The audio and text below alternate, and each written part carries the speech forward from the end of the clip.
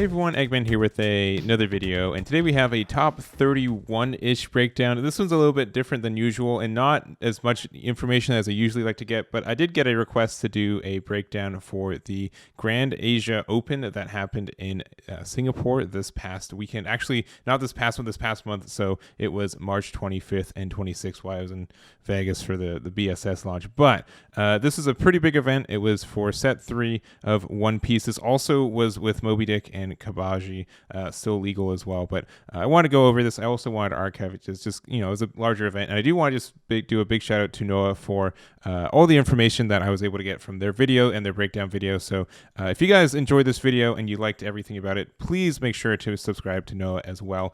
Just a bunch of information, and honestly just a really good source for at least me. I get a lot of my information from how Singapore is doing event-wise and everything else from him. He's right here with Chaz on the far side. They were commentators for day 2 of this, and as far as we know, the footage is lost for this, unfortunately. If it gets found, I'll make sure to link it as well. But really appreciate all the information that they were able to provide for this. And I, again, would not be able to make this video without them. So make sure to follow both of them on YouTube. And let's jump on into this one. So a couple other quirks for this one. So we didn't get all top 32 lists. We do know what the top 4 were. 2 Zoros, one of them taking the event, a Rob Lucci for 2nd and Newgate for 4th. Additionally, he decided not to show any of the Newgate lists. I was able to get one of them, but as far as I know, all of them were Moby Dick based, which means that they won't be as valid going into the post ban list. So that's something, and since we are getting the ban list on the release of set 3, it'd be something different for us as well. But we do know that in general, and also it's top 31 because someone got DQ'd going into top 32, so they did not add that to their top 32. So I have no idea who it was or what their leader was, but we did have 12 Newgates, 10 Zoros, and honestly, if you looked at like this part of the format, oh, is this North American set 2? Crazy. Newgate and Zoro doing really well, but also we have 4 Lucci. Like the last third is like set 3 leaders and like new stuff, but 4 Rob Lucci's, and then we also had a Charlotte Katakuri, a Charlotte Winland, which unfortunately we do not have that list. I really want it because it's the yellow-black leader. Also, we have a Star Deck Kid, we have an Ace, and also an Oden leader. Like this list is really crazy too. So we're just going to go over the top placing list of the ones I could find, and it's again a little bit less complete at what I like to do, but I want to get the information out there, and hopefully this video going out there means more people see it, and if we get more information, I'll make sure to update the website with it as well. But going on into our first place list, so this is actually not our first place list. This is I wanted to look at the Newgate list just to kind of go over it real quick, even though this was a top 32 and the highest placing it got was 4th.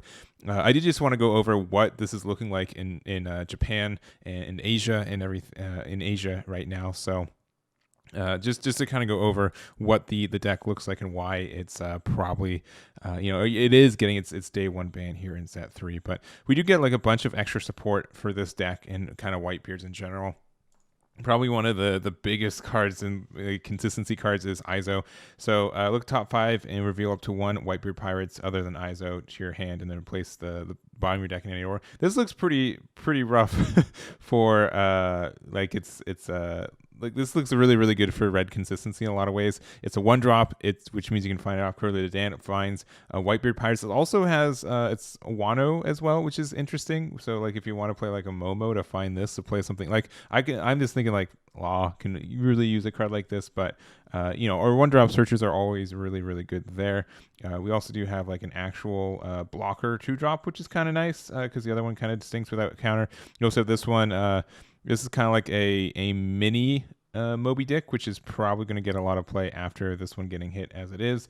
And then we also do have a new version of Marco, so you can run both, but your turn on our on-play KO up to one of your opponent's characters with 3k power or less. So it's just like a different version of like the 3-drop that we already have. And then on KO, you may trash 1 event card from your hand, play this character from the trash rested, which means that it's also kind of tricky to get rid of this guy, which is quite neat. So like if you're going to try to save it with like a guard point, you don't even have to use the guard point. You can just discard it anyway. Or well, it has to have Whitebeard. No, just 1 event card, yeah. So you can just the guard point. So instead of spending the Dawn to save it, you can just pitch it instead, and then you didn't have to spend the Dawn, which is nice. And you have your Whitebeard pirates and everything else, and then Mr. Moby Dick, who is too good for this game, will not be seeing play anymore. So just a quick overview of what a current kind of deck looks like for Whitebeard going into set 3, and we're probably never going to see this, at least the same in North America, but we're going to start off with this. But actually going into the top first list, the first place list here, and this is by Alonso with Zoro here. And Zoro has been very strong here in North America. I think the Newgate variants, like the Straw Hat Newgate, has been kind of a little bit more powerful than this guy, a little bit, at least on like an aggro or inconsistency kind of thing. But man, he's just a good leader for what he is, and especially if they keep giving red so many of these 1-drops, you get a lot of advantage for him, and just kind of everything else. The fact that Zoro is better at bumping up power of 1-drops is really, really nice. So we do have a couple of the usual suspects. Again, we see this Izo, which is great. We also do have Buggy as well. It can't be KO'd with battling slash attribute characters and leaders, which is a cute little thing for the show. But also on play, look top 5, add it to 1 red event card, and then place the rest of your bomb in any order, which is still great. It doesn't have counter, which is fine for what it is, because it is a 1-drop 3k. It also just sometimes can't be KO'd by things, which is kind of neat. It stinks on like a consistency for that effect, but it's still a 1-drop 3. We see a lot of people play the Sunny Coon, and this also just finds event cards, which we see that this is running a lot more event cards than we're normally used to seeing in Zoro in set 2. It is kind of just the power of some of the new event cards that we do get in this. Specifically, Fiery Doll just giving something plus 4k is great, especially since we already play the hand advantage. Being able to have like a reverse counter like this is really great. And then also we have Fire Fist of you may discard 1 event card from your hand, KO up to one of your opponent's characters with 5k power or less, and up to one of your opponent's characters with 4k or less. And also just on your KO up to one of your opponents with 5k power or less for the trigger there. So this is kind of like better. The fact that it's cheaper than Gum Gum Jet Pistol is really nice. The fact that you can get rid of 2 things is nice. And you can still use Otama sometimes to get the additional negative from there. But in general, this looks like a really mean deck. And it looks like 1-drop Zoro is only going to get more powerful as we go on, and we're going to get more 1-drops, and some of them are going to be better, and just like the consistency of being able to find. Now Curly Dedan can find 2 different 1-drops that both also can find more cards. That's pretty silly what it is. I will say Izo doesn't find as much stuff, at least from like a battle card or a character card, but can find a couple more of these events too that we have. So seems really strong and really obnoxious, I'll say. So congrats again to Alzon for their finish there. Next up we have Rob Lucci. So we're actually going to look at both lists just because they are quite different in their makeup. But in general, what this leader does is that when your turn once per turn, you can discard 2 cards from your hand. When an opponent's character is KO'd, set this leader as active. It doesn't even have to be this guy attacking. It's just like whenever one gets KO'd. So you do have to discard 2 cards, which is kind of rough. But if you kind of look at like the generic how the CP9 archetype works, it really kind of works based off cards in your trash, which is really interesting. That's something that is obviously like a really like basic kind of card game thing that it plays off the trash, but not something that we really see as much in this game yet. So just being able to kind of introduce that is kind of nice. But you just have like your kind of basic archetypes. You have like the this one looks top 3 for one of your CPs. We do have blocker that also can't be KO'd by effects, so like a tinier version of Borsalino, which is nice. You can discard this 1 card from your hand if you're you can KO 1 or less, so like a little pop right there. Khalifa as well, draw 2, trash 2 on play, and then give up to one of your opponent's characters -2 to the cost during the turn, which so like this is really solid. It's also a 2k counter. Like this is a really, really good card for what we're seeing. The fact that you get the draw 2, discard 2 on the first it's draw 2 and then discard 2, is if the other way around this card would maybe be not so good, but being able to use it to fix your hand, being able to be a 2k counter, and it being on play, like compared to how the blue Mihawk would just be on attack, like this being able to just doing on play I think is strong. Kaku as well. Return 2 cards with CP from the trash bomb your deck, KO to one of your opponents with 3 or less. So the fact that you don't even have to, and it has a 1k counter, meaning that you don't have to actually like do anything. And since you do like all these alternative ways of KOing stuff, that means your Rob Lucci can get some restands if you really need to. Bluno, which gets a blocker for 1, and then also on KO you get to play a 4 cost or less from trash. So the cycle there is pretty nice. Garp being able to KO something a 4 cost or less. Sakazuki as well, and then the Ice Hole, who downtimes 1 your turn, give all your opponent's characters -3. On play, if your opponent has 6 or more cards in your hand, they have to trash 2. So this is actually a really mean card in a lot of ways. It's like a tinier version of like the 10 drop Kuzan, but I think it's better. Just the fact that even if it's not as powerful, the fact that it's only cost 8, which means you can have alternative lines open, especially like an impact wave if you're going on turn 10. I think that's very strong there too. And then also Air Door, top 5 looks for a CP, and then you play a 5 or less and trash the remaining. So good for filling the trash and also maybe playing something for cheaper and getting a little bit more variety, but a little bit of an RNG card. So that is Alfred's version there. And then we also have Jackals, which looks like it's more of like, I would say, traditional like standard like black good stuff. So like we do have the Kuzans in this one, so we have the 4 drop and the 10 drop, only 2 of this one. We also have a couple new cards as well, like the ironic brand new so looks top 3 on play for Navy, which is pretty good, and then trashes the rest. And then this is kind of like more, I would say, a slower kind of control matchup with kind of the more generic cards for it, but still kind of good for their Meteor Volcano KO up to something with cost of 1 or less. And you have a lot of ways to reduce costs pretty easily without having to give up too much of your resources, which I think is strong there too. So this is the top 16. Congrats to Jackal on their finish there. Next up we have our Eustass kid, and this is a pretty this is a set 1 deck with 2 cards. It's a Zoro, and the only reason you play this card is because it's a Supernova and a 4 vanilla. But I really think like green is still like in a really good spot. Like I'm still surprised less people play Kid in set 2 here in North America. I think the package is great, and honestly, there's still decks that just struggle with this card. Like this card can win games still if you're able to get the setup correctly, and it's just really, really hard to remove unless you're playing like something like Black, which has like better removal against it. Everything else kind of just has a rough time, and people aren't playing against it right now, so I think that's definitely something that's worth going into and trying out here. But it's very, very funny to see. Like this is definitely a set 1 list with 2 cards, and if you guys like set 1 green list that top in this event, well, let me tell you, I've got another list for you. So this is A2 Lee's green Captain Kid for top 8, and then here's an Oden list.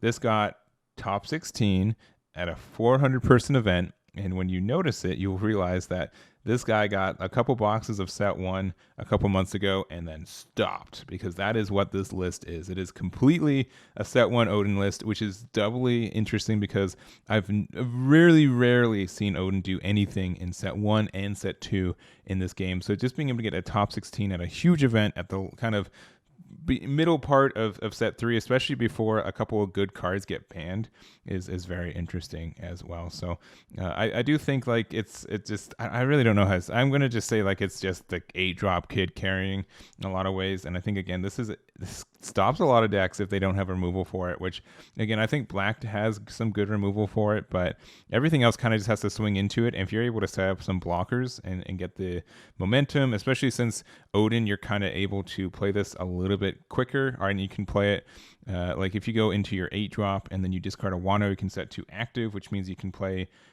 you can get this with 8 with a Dawn underneath it very easily. Or even if you're on like 9 Dawn, you can play it and then put a Dawn underneath, and then you can like Punk Gibson. So like there's a lot of good value from this card too.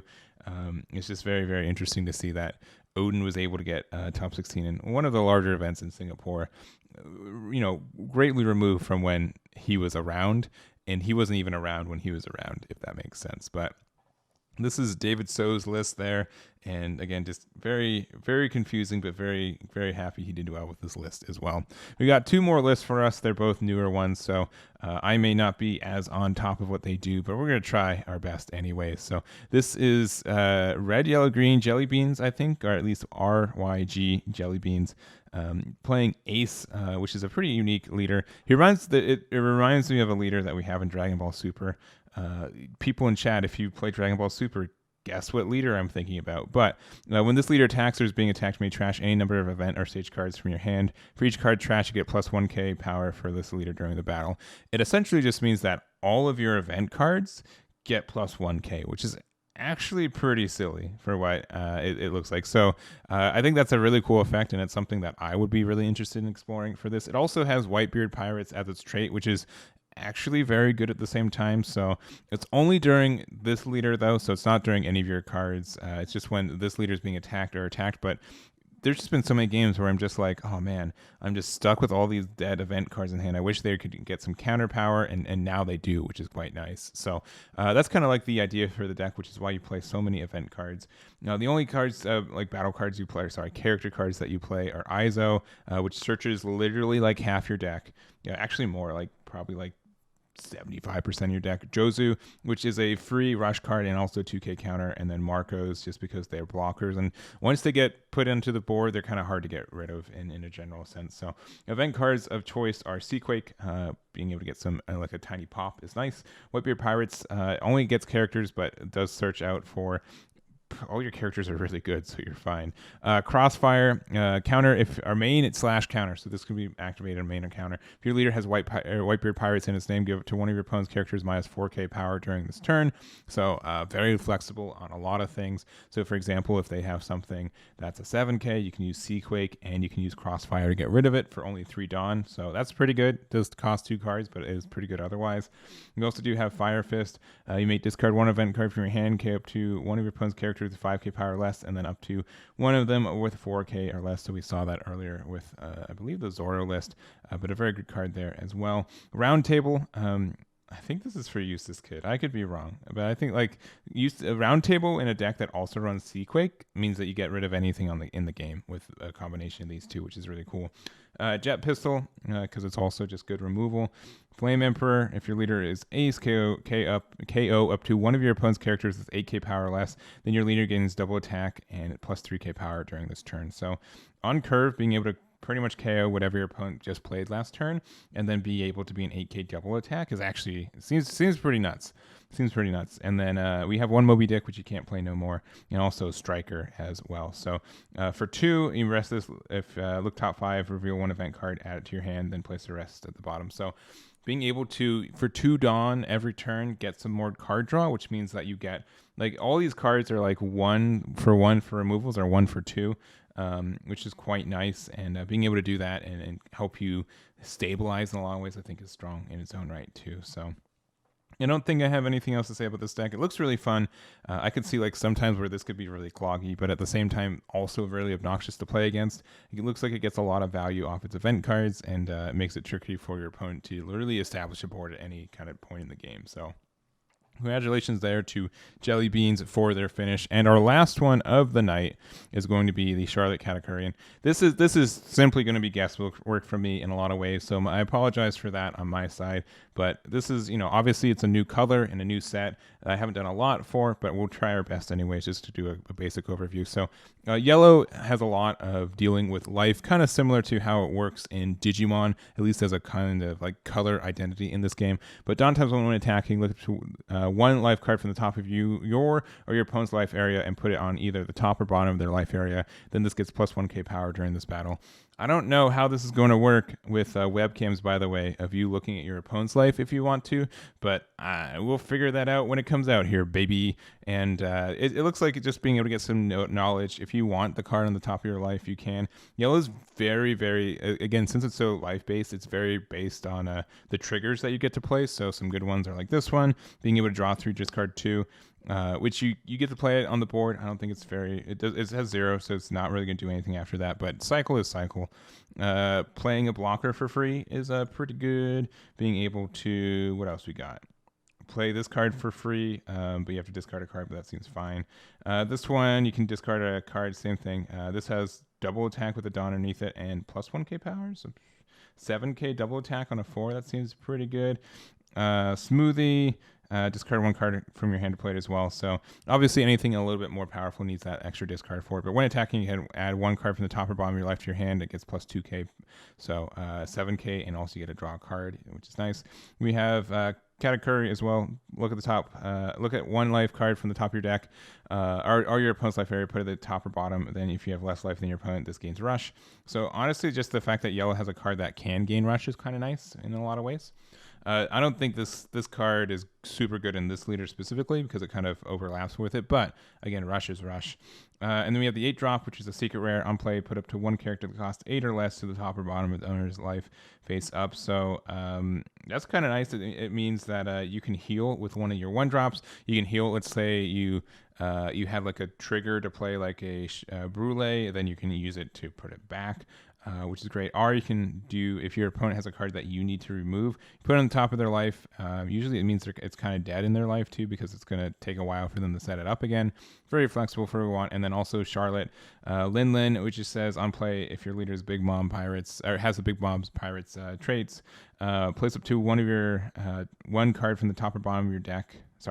Place up to 1 card from the top of your deck at the top or bottom of your life, then trash up to 1 card from the top of your opponent's life. So being able to just, for 10, play a 12k and then say, I heal 1, you deal 1 damage, seems really good. This card seems like the reason why you play yellow, is that you stall out and then you just drop a couple of these back to back.